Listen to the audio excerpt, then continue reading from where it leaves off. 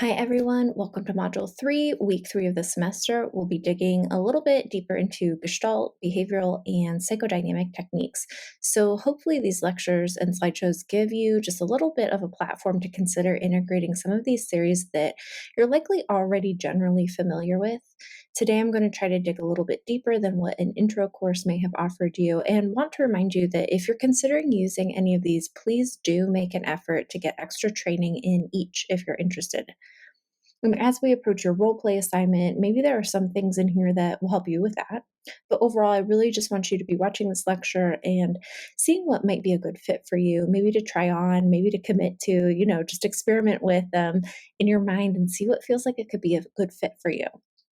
And really start to look at how you're developing a professional identity as a counselor.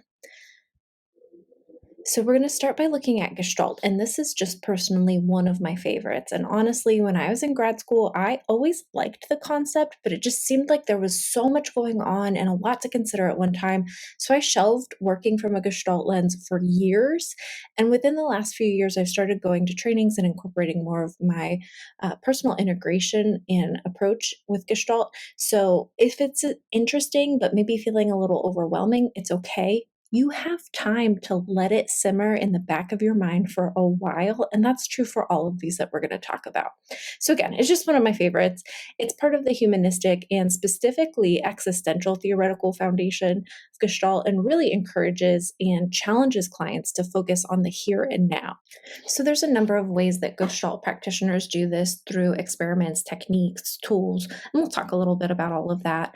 And there is the Gestalt Institute in Pittsburgh that if it's an area of further study for you, you might want to seek out some trainings through the Gestalt Institute of Pittsburgh if you're local to Pittsburgh. If you're not, there's multiple Gestalt Institutes across the country and across the globe. So take a look. But some of the things that we kind of think about is the practice of looking at the figure and the ground. So the figure refers to the primary focus of attention for a client, and the ground is everything else that's in awareness. And I'll talk about that a little bit more in a second. But the point is we want to use it as something that we would consider to help our clients figure out or sort out what is most important, what is figural in the moment, and what their focus is on, where they might need to turn their attention to. So some of the things that Gestalt theory is focused on is enhancing awareness for clients about what they're presently experiencing, helping clients change questions to statements.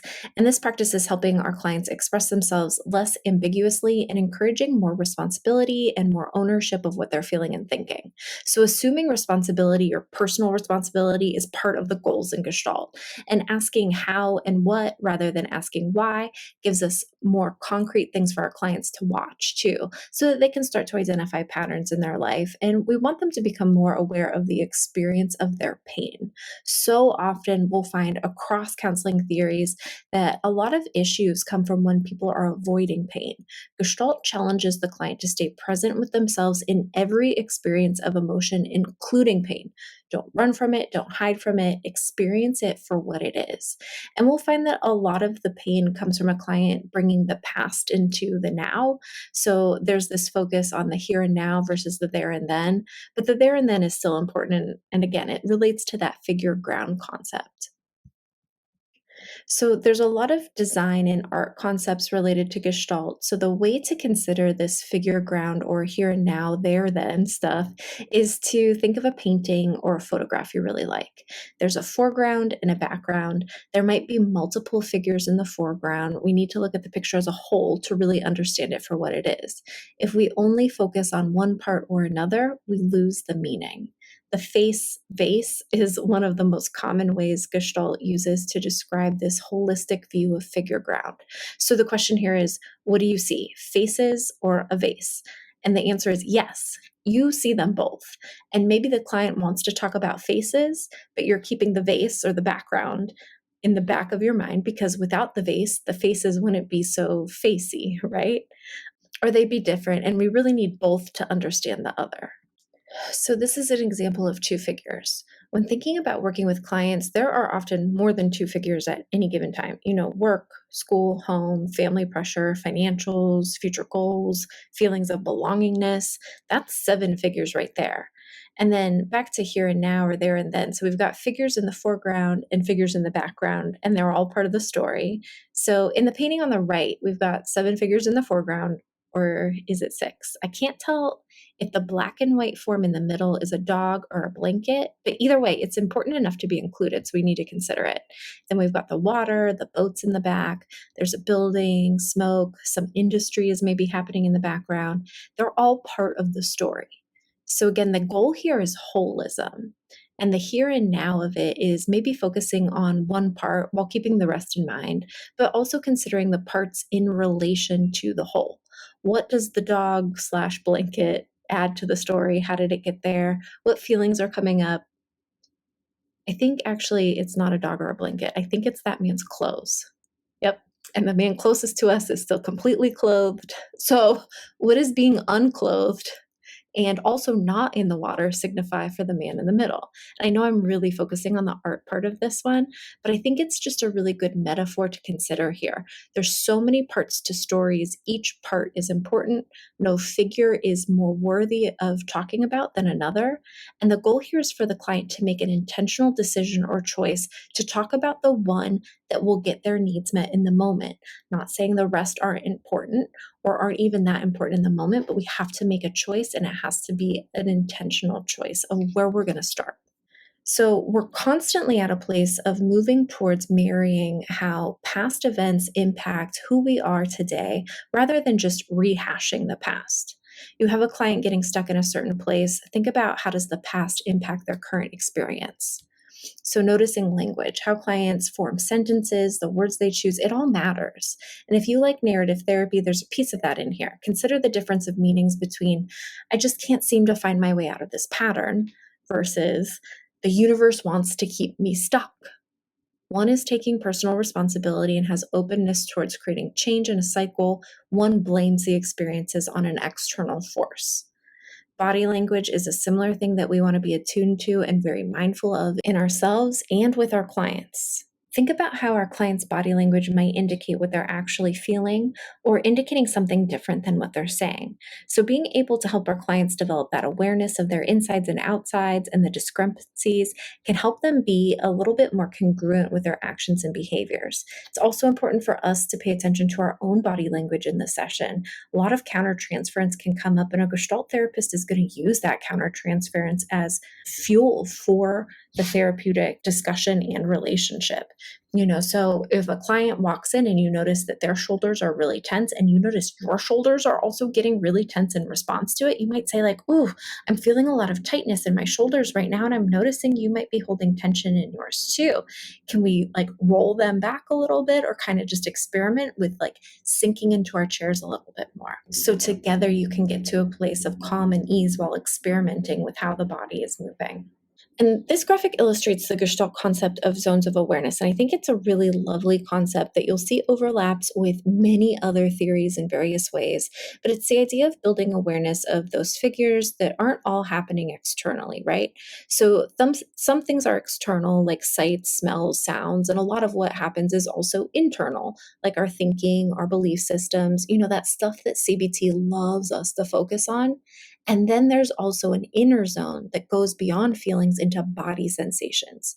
So, a Gestalt therapist will ask you, you're saying that you're feeling fearful. Where do you experience that in your body? In your shoulders? What can you do with your shoulders right now to feel that fear deeply or to release it? Let's experiment with some shoulder movements and see what happens. So, see how there's a here and now focus, and we're bringing attention to the body, to the control and responsibility of the moment, and introducing experimentation in the session. We're not asking, "Ooh, why are you afraid?" or "What happened?" We're looking at this moment and what that experience is like for the client right then. And it reminds me of a phenomenological research approach versus a quantitative research approach. So here we're interested in the lived experiences of somebody and not so much trying to generalize and change the experience. So if you like humanistic approaches, if you like existentialism, this is probably going to be in your wheelhouse. If you're more leaning towards REBT or CBT, this might feel like a little bit of a stretch. And we're not trying trying to change behavior or emotions or cognitions. We're trying to experience them more deeply, more fully. And there's this idea of paradoxical change in Gestalt that talks about the more you try to change something, the more it'll stay the same. And change only comes when we allow ourselves to just be that thing, when we embrace who we are. It's a paradox. It's hard to wrap our minds around. It's not what we've been taught, but it is so interesting. So back to the slide. So the point is to have clients experience the present more fully and help them build awareness of what they're thinking, what they're feeling, and how that connects to what they're doing. And as problems emerge, we place attention on the what and how of behavior. What's happening? How is it occurring? Using curiosity. What about it makes it a problem? And Gestalt is a little bit unique and a little bit different for clients. So it might be a little bit uncomfortable in the beginning, and sometimes sharing some of the tenets of Gestalt can help you decide if it's appropriate to work with your client. If you're doing an eclectic approach, it can also help you figure out how to do this. How does it fit the needs of your clients as individuals? How does it fit your needs as a practitioner? So maybe think about a client experiencing existential anxiety, being stuck in the past or preoccupied with the future. Gestalt really challenges our clients to live now and focus on what's in their control and what's in their power to work with, along with living here. What's present and what's absent from the present. I'm sitting with that client and I'm going to ask them, in this room, right here, right now with me, what are you aware of? And they might notice that the anxiety is not present. What great information that is to have. Or maybe it is present. Where in their experience of the here and now is it coming from? That's also great information to have. Maybe it's the way the room's laid out or how close or how far I'm sitting to them. Maybe it's that their back's to the door. Maybe the lights are too bright. We have control over all of that. Let's get up, let's move the furniture.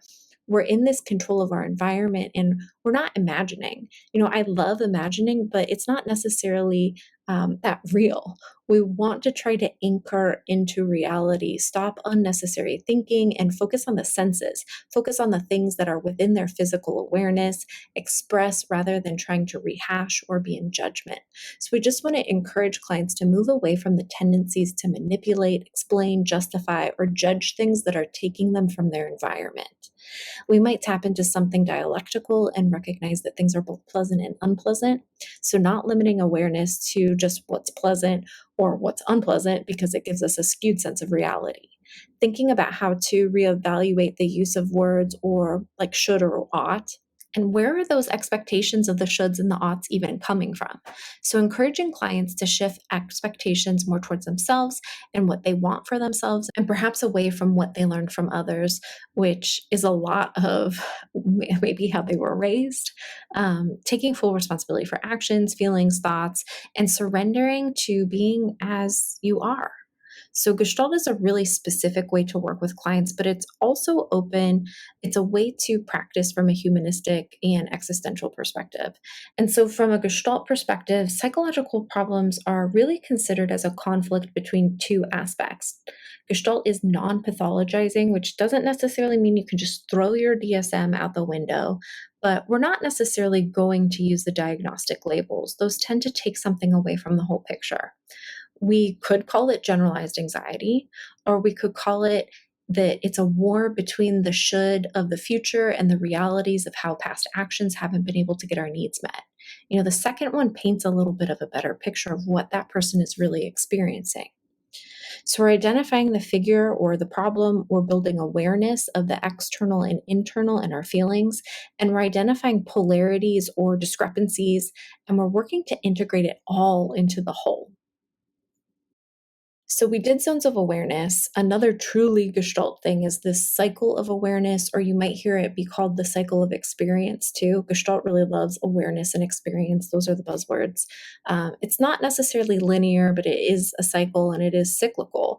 And completing this cycle might be referred to as completing a Gestalt.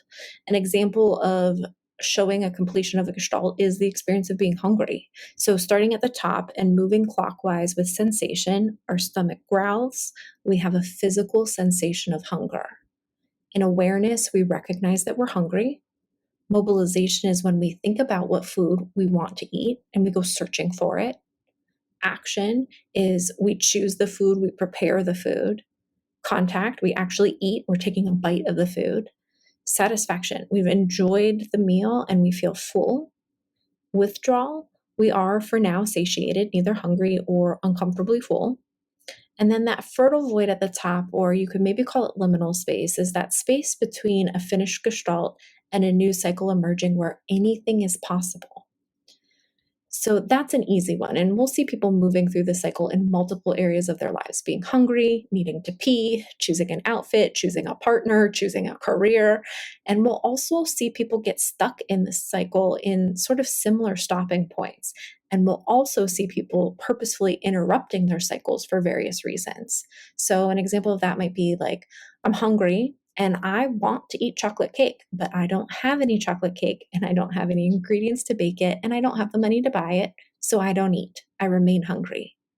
I could make another choice, but instead I think about how messed up the world is because I don't have the thing I want. I blame my boss for not paying me enough. I blame my husband for not reading my mind, knowing I'd be wanting chocolate cake today, and see how that might become an issue for me, not just in my relationships, but also now I'm hangry and probably malnourished. And so my Gestalt therapist might help me move through this and see that I'm making a choice not to eat despite my sensation, that I'm living in a won't and not a can't to meet my needs. I'm relying on my wants for chocolate instead of needs for nourishment, that I'm unwilling to work hard enough to get my wants met. Those might be tough pills to swallow. And what will happen ideally is that it will help me get to a point of mobilization to get my hunger taken care of. This is an important cycle to be aware of as you're exploring the techniques. Techniques are used for interruptions in this cycle. And the empty chair technique addresses relationship issues utilizing a role play approach, but the empty chair might be used for satisfaction or withdrawal, where no matter how much we eat, we're never satisfied, or we can't move on from a hyper focus from this one need. So we need help with closure. But again, usually happens when we're talking about relationships with other people, not necessarily chocolate cake, but it could be chocolate cake too. Um, Another example of a technique might be centering, and that might be used for helping with making contact. So often, when we're not using this cycle to talk about hunger, we're talking about contact in the meaning of making contact with emotion. If you ever started to feel something and you're like, nope, not right now, that's uncomfortable, I don't want to feel that, let me push it down, push it away, hide it, avoid it, distract from it. Drugs and alcohol and all the addictions work really nicely to interrupt the cycle of contact right here. So, part of what needs to happen is feeling, being connected with the here and now and ourselves. And that's how we get our needs met.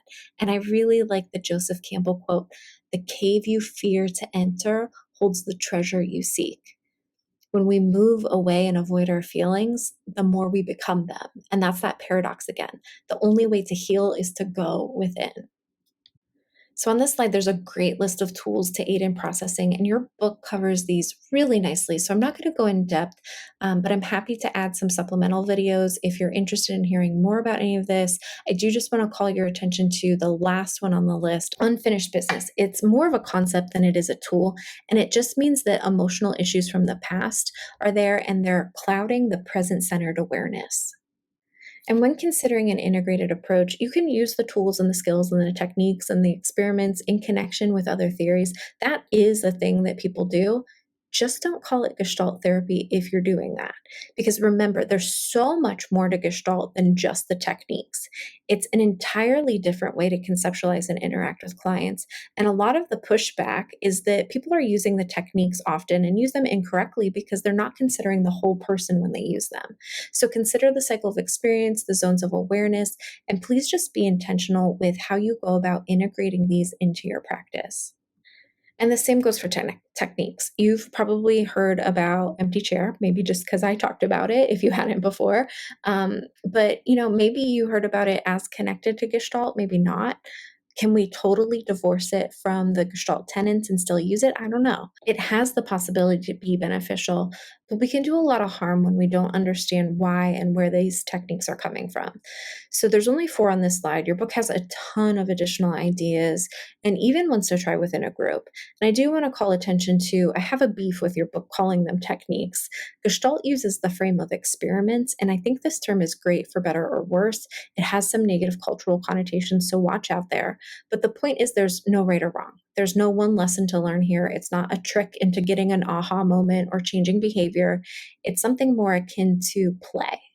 Try it, see what happens, make observations. Like you and your client are just two co-scientists in a lab observing a beaker, not sure what the liquid inside will do next. You're not the expert. You're there to be curious, as is your client. What happens if we heat it, swirl it, add something to it, dump half of it out, right? It's an experiment. Same in the therapy room. And creativity in Gestalt practice often involves non traditional items or characters to help clients express themselves beyond words. Creating yourself with clay can be a really beautiful place to focus more on the process than the product. So, while both matter, we want to pay a lot of attention to how clients treat their clay softly, gently, carefully, or maybe rough, forceful. What comes up for them as they work? Play Doh can work here too if you don't have clay. Yourself and other in space is a drawing experiment, and it can also be changed to a partnered walking experiment with two partners silently walking and noticing their experiences, then sharing them verbally later. And I did this once, and I noticed how I was overly concerned with making sure that my pace was not too fast for my partner. I slowed down to accommodate what I thought they needed, despite it not being my preference. And at the end, my partner shared how they usually walk at a quick pace and were surprised by how slow we were going. And I focused in on my people pleasing behaviors and putting somebody else's needs first. And in doing that, neither of our preferences were met. My partner focused on accommodating me too, and again, didn't meet his own preference. So, what does that say about how we move through this world in general? It says a lot. And so, you can do this through this partnered walking experience, you can do it through the drawing. There's a lot of opportunities going on when we're exploring ourselves in relationship to others.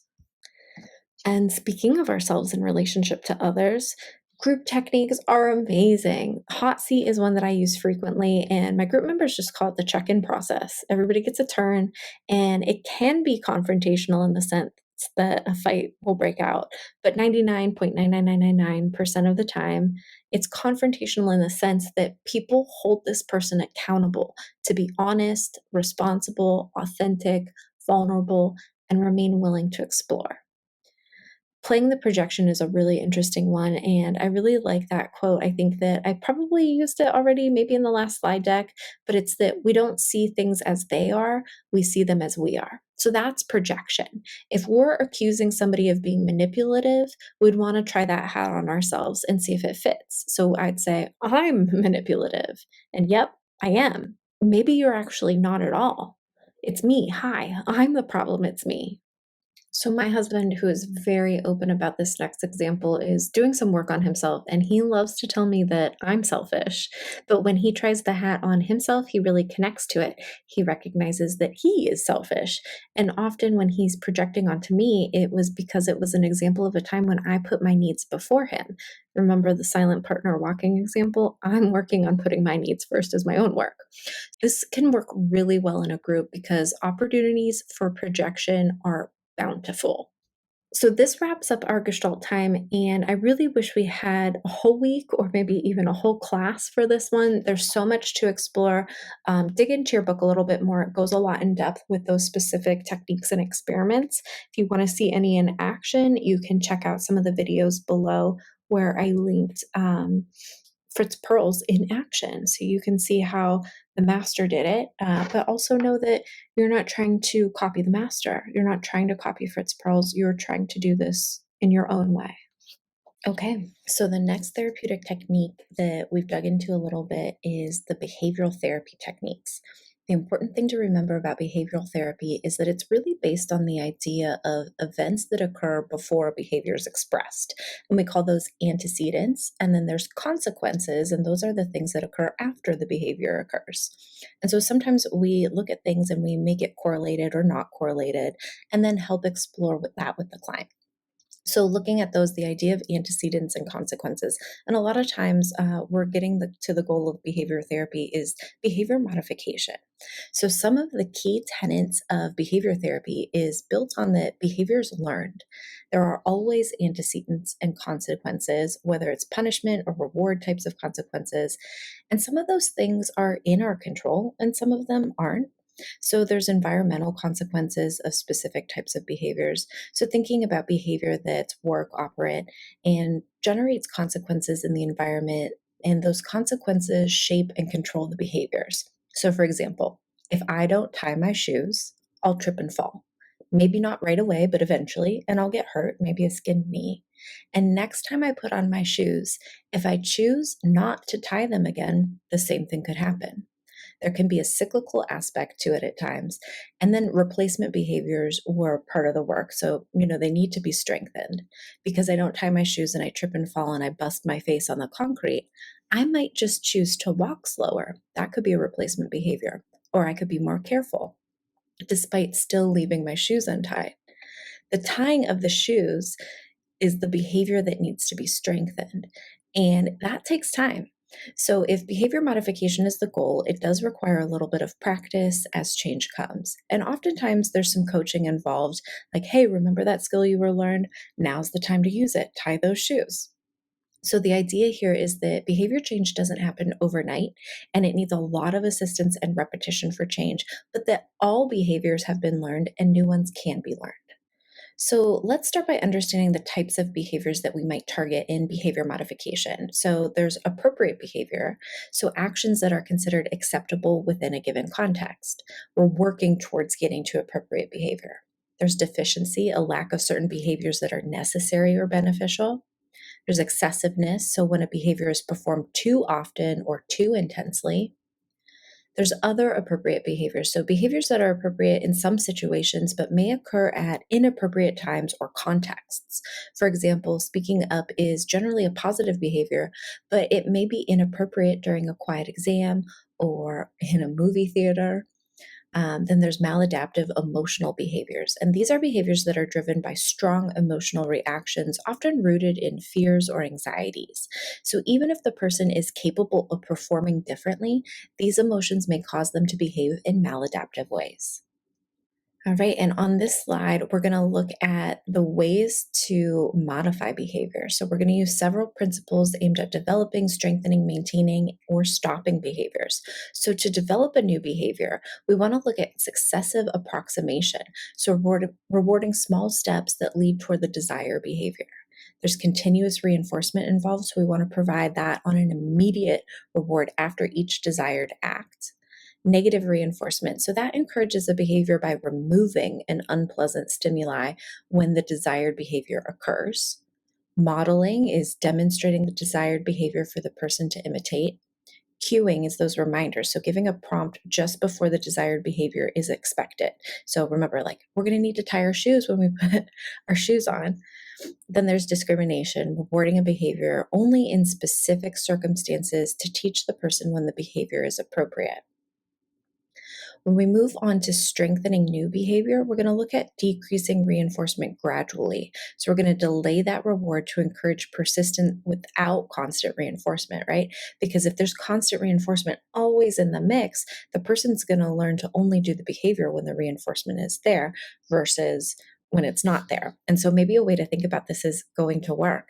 You might not get paid every single day at the end of your shift. You're going to wait until 2 weeks, the 14th, the 30th, whatever your pay schedule is on, you wait. And so we're decreasing reinforcement, but guess what? You're still going to show up for work on all those days in between because you're working for that paycheck.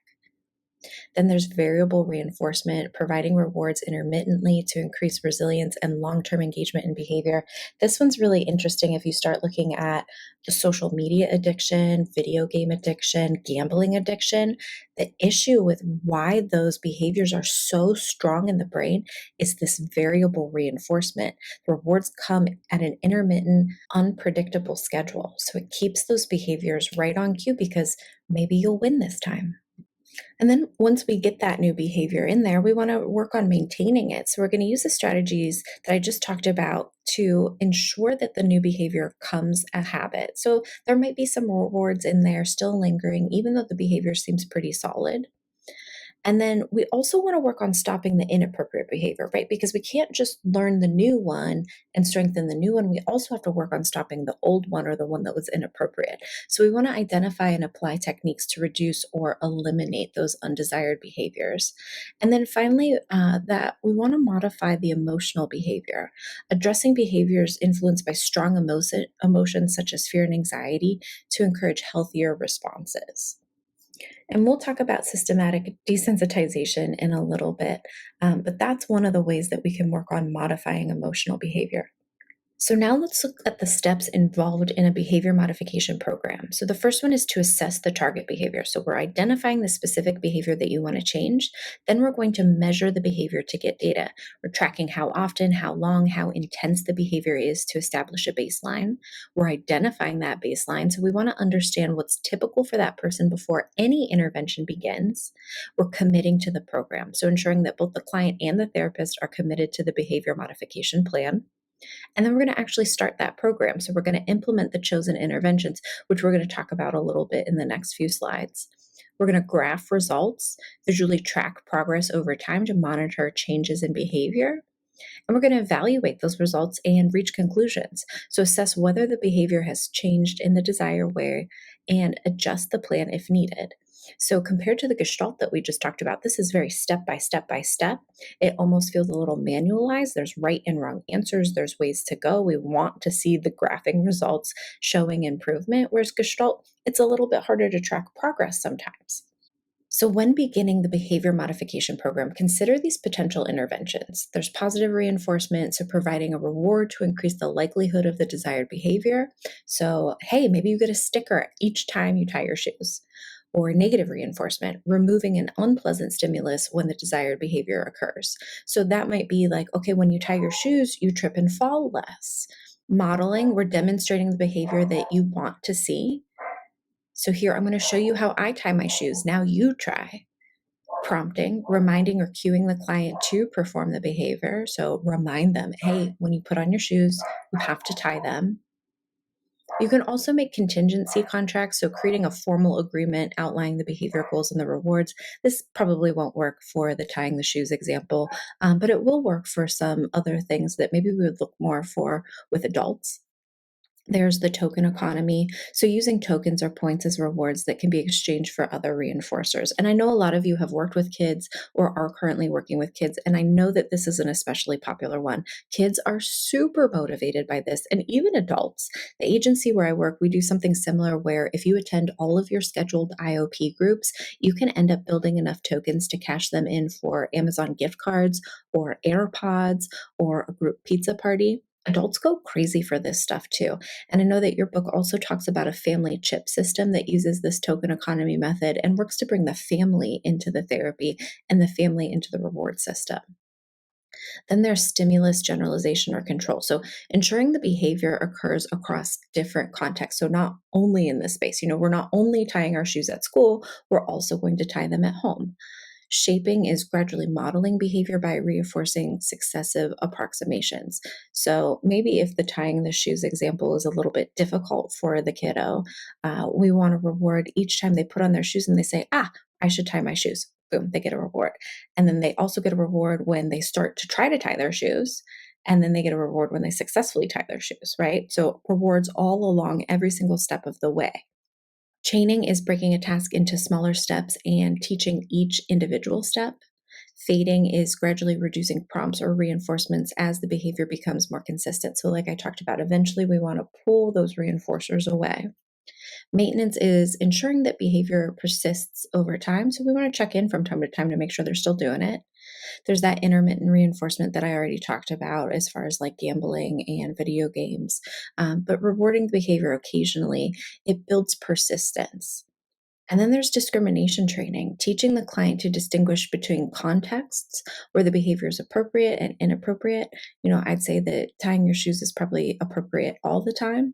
But again, maybe singing, speaking loudly, not appropriate all the time. Extinction is going to be removing any reinforcement for undesired behavior.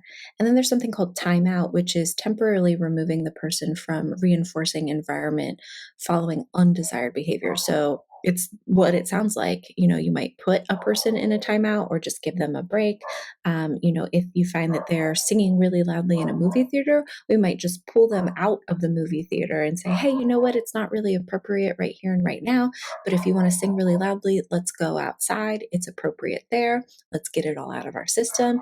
And then we'll come back in the movie theater and be quiet, right? And then we get a reward, maybe some popcorn if we're really quiet in the movie theater after that. And the last one is punishment. I don't love this one, but it is part of behavior modification. And so it's intentionally delivering an unpleasant consequence to reduce an undesired behavior. Oftentimes, there's natural consequences that will do that work for us. Punishment is we're making an intentional decision to do this unpleasant consequence. And next, let's just talk about consequences. In behavior modification, consequences are key elements that either increase or decrease the likelihood of a specific behavior occurring again. For a consequence to be effective, it must be contingent on the behavior. So this means that the consequence should occur only if the target behavior happens. Timing's crucial, as the consequence needs to immediately follow the behavior to strengthen the association between the two. Reinforcers and punishment are two types of consequences used in behavior modification, and reinforcers are designed to increase the likelihood of a behavior being repeated. For example, giving a child a sticker right after they clean their room serves as a positive reinforcement, encouraging them to continue this behavior. Negative reinforcement, on the other hand, involves removing an unpleasant stimulus when the desired behavior occurs, such as turning off a loud noise when a student begins working quietly, which increases their quiet working time. Punishments are used to decrease the likelihood of a behavior being repeated. For instance, assigning some extra chores to a teenager for missing curfew aims to reduce future curfew violations. Similarly, a timeout, which involves removing the child or person from a play area after they hit another child, is meant to decrease aggressive behavior. The effectiveness of consequences in behavior modification depends largely on their consistency, timing, and appropriateness for the behavior and the individual involved. So, an example of this maybe not working so well is if you're working with a kiddo and they lie to you and you're trying to decrease the instances of when they're lying, but you don't say anything right away about it. You sort of let it go on, and maybe a couple hours pass, and you say, hey, you know what? I'm going to punish you right now. I'm going to take away this video game that you really love, and you're going to have to do some extra chores. They're going to be like, why? I don't even know what I did wrong. And even if you explain it's because you lied earlier, they're not going to get it, right? It's not going to connect. It's going to connect with whatever immediately preceded the conversation that you're having. So you might want to take a look at what that thing was and see if that changes over time. They might stop doing that thing because they feel like they're getting punished for that thing instead of the lie. So we want to make sure as soon as the behavior occurs, there's some sort of consequence or reward in place. And systematic desensitization is a therapeutic technique used to teach anxiety reduction and self control skills, and it's particularly effective for addressing specific phobias rather than more generalized anxiety. And this process involves having clients recall anxiety provoking events while simultaneously engaging in relaxation techniques such as emotive imagery, muscle relaxation, coping thoughts, meditation, or listening to calming music. These relaxation methods help the client gradually replace their learned anxiety responses with more appropriate, calm reactions. When the client eventually faces the feared situation in real life, the anxiety associated with the event has typically diminished significantly, maybe having lost a lot of the power. So, for best results, sessions including systematic desensitization should be kept short, not exceeding 30 minutes, and should focus on no more than 3 anxiety provoking situations per session. This gradual, controlled exposure allows clients to build their confidence and reduce anxiety effectively over time. So, I had this client once who overdosed while she was driving. She wrecked her car. Her dad owned a body shop and fixed it up for her, but she just couldn't bring herself to get back in that car.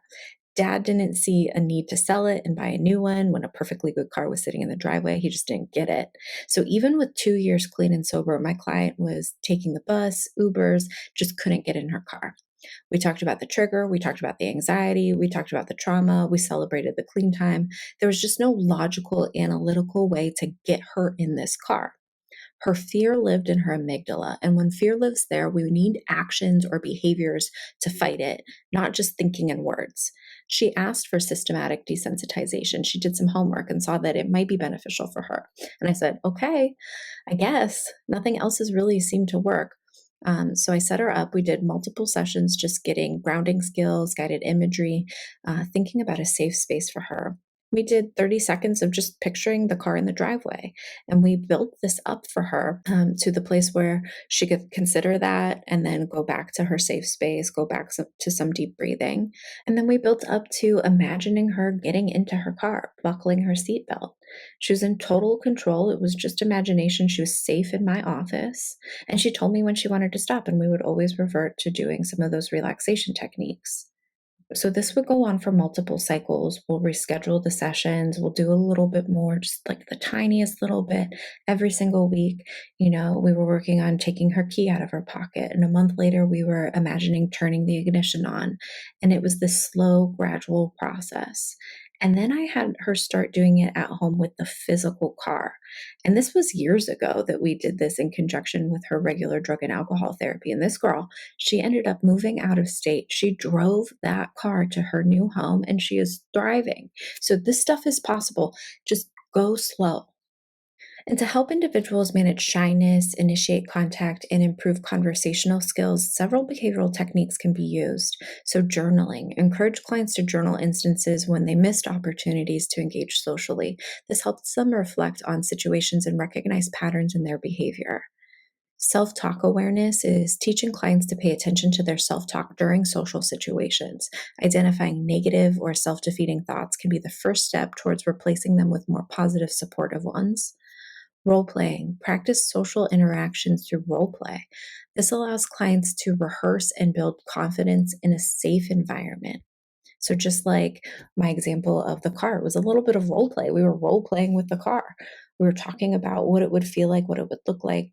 She was imagining she was in that experience without actually being in that experience. You're going to want to give compliments. You're going to also want to encourage clients to give and accept compliments themselves. So this simple exchange can be a powerful way to build rapport and improve social connections. You're going to ask questions and you're going to guide your client to ask questions during the conversations. So this shows their interest in others and helps keep the dialogue flowing. You might even want to teach them some reflective listening skills too. You're going to suggest that clients ask for help with tasks or topics that the other person is knowledgeable about. This can create an opportunity for connection and build the client's confidence in initiating interactions. And then finally, you're going to teach clients to express genuine interest in the other person's areas of expertise or interest. And this can open up meaningful conversations and strengthen social bonds. It also keeps the focus of the conversation on the other person. So maybe there's not so much pressure on your client to have to come up with things to talk about. So, moving on to psychodynamic therapy, it's rooted in Freudian psychoanalysis, and it's a therapeutic approach that emphasizes the influence of unconscious motives and the interplay between the id, the ego, the superego on human behavior. So, Freud's theories introduced the concept of defense mechanisms such as repression, denial, projection, as ways that the mind unconsciously manages internal conflicts and drives. His ideas laid the foundation for understanding how unconscious forces shape our thoughts, emotions, and behaviors. So, all of this is a little bit different than what we've been talking about already because we're focusing more on unconscious. We're identifying in behavior modification that the behaviors are conscious choices. In CBT, REBT, we're looking at sort of this chain of connecting cognitions to behaviors, to emotions, to consequences. And all of that is just assumed to be conscious information. This is different and it's a little trickier. So, building on Freud's work, Carl Jung was an analytical psychologist, and he expanded psychodynamic theory by exploring the role of collective unconsciousness, archetypes, and the deeper layers of the psyche. And additionally, objects relation theory emerged from this tradition, suggesting that the self structures we internalize in early childhood function as blueprints for our future relationships and emotional responses. And if you really like attachment theory was born from that idea too. So it all starts to get a little bit connected. At its core, psychodynamic theory operates on the principle that the mind, emotions, spirit, and self are dynamic and continuously influence our interactions with others and understanding ourselves. So the term psychodynamic implies that the psyche is an active agent as opposed to a static agent. And despite its widespread use, psychodynamic theory has faced criticism due to the lack of definitive studies proving its unequivocal effectiveness. Nonetheless, many therapists continue to apply and adapt Freud's foundational ideas and basic assumptions to contemporary practice, recognizing the valuable insights they provide into human motivation and behavior.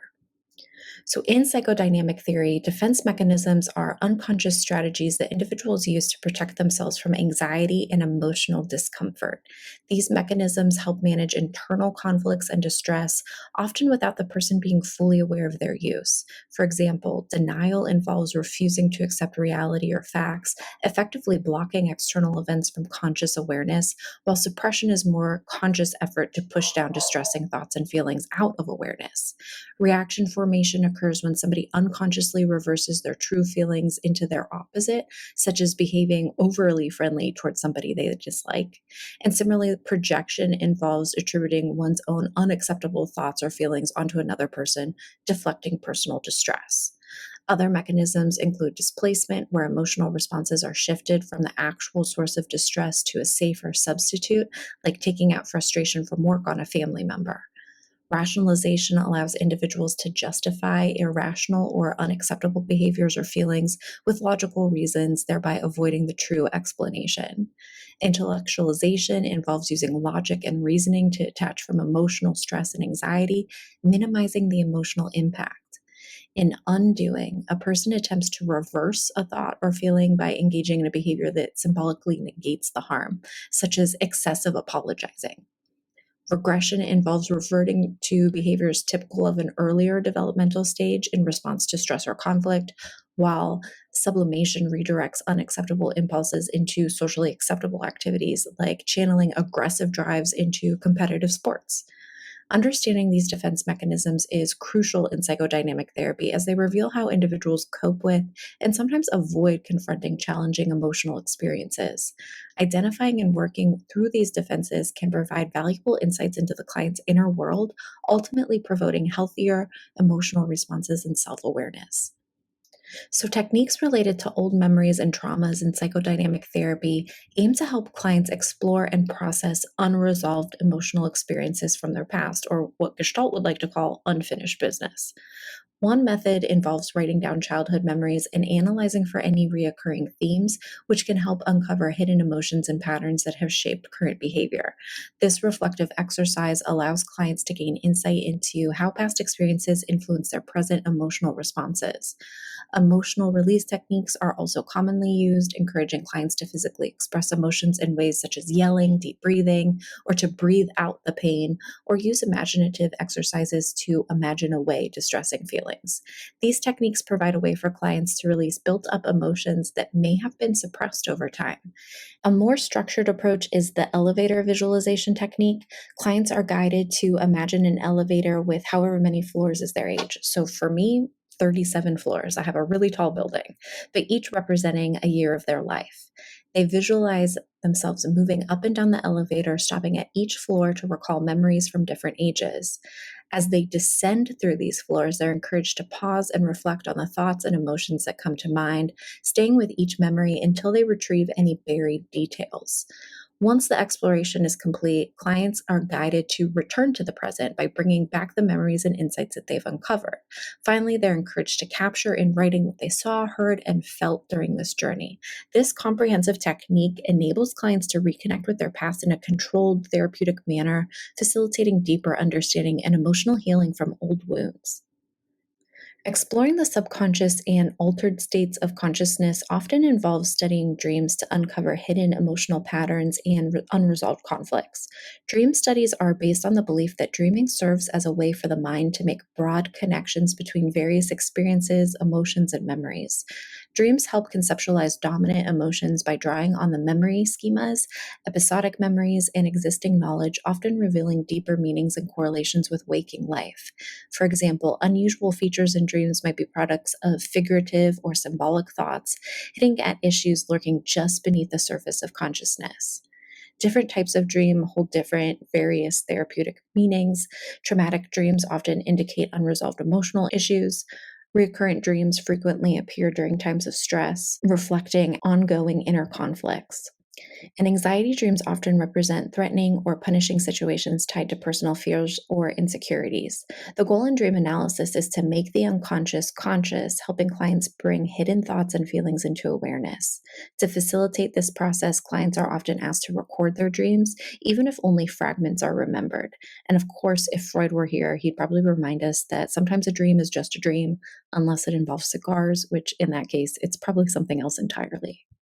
And hypnotherapy can be used to address various psychological and physiological symptoms, including emotional distress, mental health symptoms, addiction, involuntary responses, habits, and certain physical symptoms. And I've heard that it's still being used to help people lose weight or quit smoking. I talked to a man once about its uses for helping people with public speaking and instilling confidence.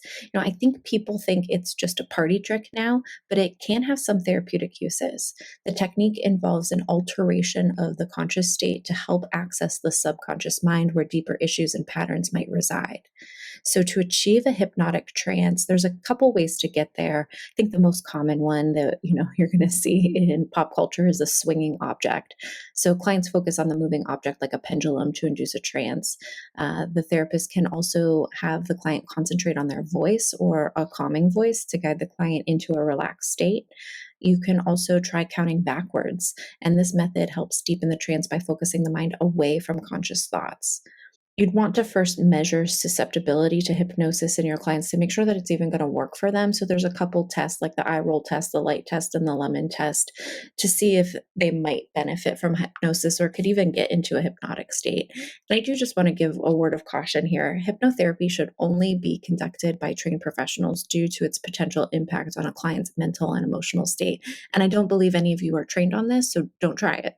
It's like EMDR in that sense. If you're not trained, the potential for creating harm is much greater than the potential of helping. So if you're interested, just go get trained and remember to use your powers for good and not evil always. Also, obtain informed consent and ensure that clients understand the process and its purpose and the risks associated.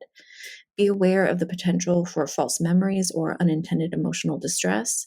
And don't use hypnotherapy with clients who have certain medical or mental health conditions, such as dissociative disorders, without specialized training and careful consideration.